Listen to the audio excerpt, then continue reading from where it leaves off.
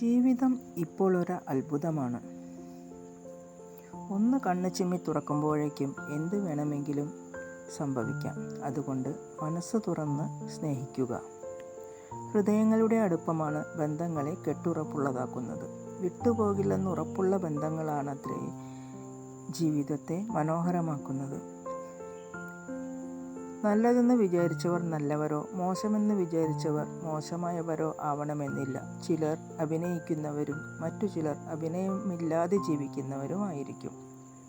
കാണുമ്പോൾ മാത്രം സ്നേഹം അഭിനയിക്കുന്നവരെക്കാൾ കാണാതാവുമ്പോൾ വേവലാതിപ്പെടുന്നവരുടെ മനസ്സിനെ തിരിച്ചറിയണം. അവർ മാത്രമായിരിക്കും ഏത് സമയത്തും കൂടെ നിൽക്കുകയും സ്നേഹിക്കുകയും ചെയ്യുന്നവർ. തിരക്കൊഴിയുമ്പോൾ നൽകാനായി മാറ്റിവെക്കുന്ന കരുതലാകരുത്.